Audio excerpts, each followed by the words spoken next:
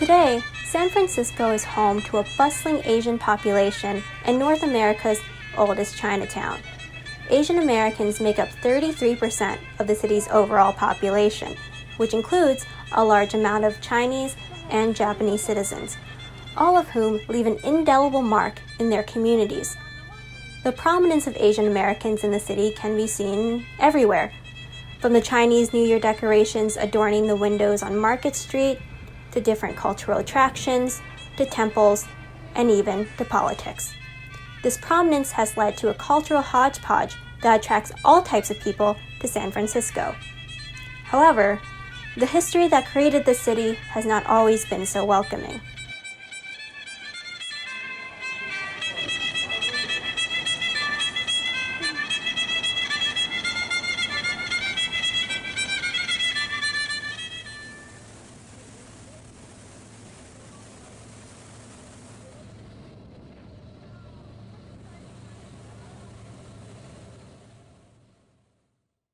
In the late 19th and 20th century, several Chinese laborers, mostly from the country's southern region, began migrating to California to find work on America's railroads and gold mines, giving it the nickname Gold Mountain. Many of these laborers settled in San Francisco, eventually making up 1/5 of the population.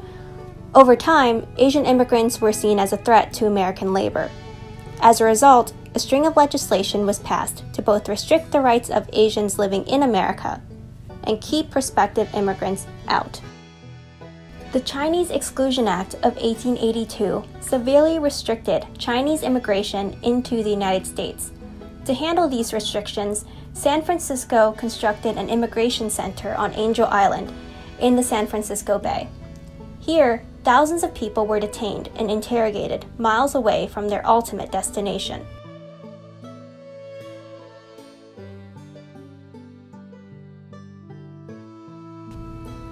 They would stay in dormitories, separated by gender and by race. Since some European immigrants also came to the island, they stayed in separate quarters from the Chinese and Japanese immigrants. Their stay was notably shorter than that of their peers.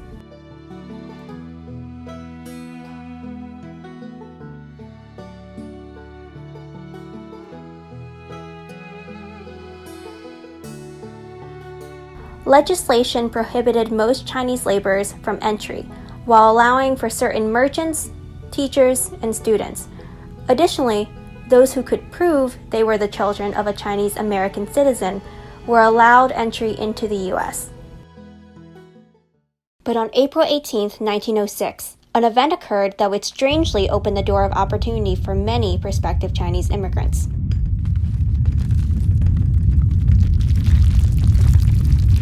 The 1906 San Francisco earthquake destroyed much of the city's infrastructure, including thousands of birth and citizenship records. When officials tried to recreate these records by asking citizens to come and identify themselves, they found that there was a sudden hike in Asian American citizens. Those who could now call themselves citizens had the paperwork to bring over their families in China, or conversely, to sell their paperwork and information to non-family members across the Pacific who could use it to gain entry into the U.S. This unique group of prospective immigrants were aptly nicknamed paper sons and daughters. They memorized every detail about their family members' life and were interrogated by officials about everything from how many siblings they had to how many homes lined each row in their village. The detention center also contained potential teachers, students, and Japanese picture brides who awaited arranged marriages to American-born fiancés. For Asian American immigrants, interrogations were intense and incredibly arduous. They could last from a few weeks to a few years, at the end of which applicants were either turned away or, for a lucky few, saw Pier 39, the gate to San Francisco and their new lives in America. Today, Angel Island is a popular tourist destination with hiking, old forts, and of course, the Immigration Center, now a museum which houses replicas of dormitories, offices, and detainees' belongings.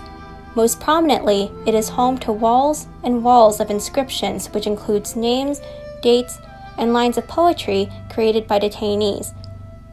These words are a reminder of the complex journeys many of these men and women went through in their quest to Gold Mountain. They are a testament to each detainee's dreams, suffering, and perseverance. And although detention guards routinely painted over these inscriptions during the center's operation, the paint has been peeled back for the public to see and read the stories of those whose lives once landed on Angel Island.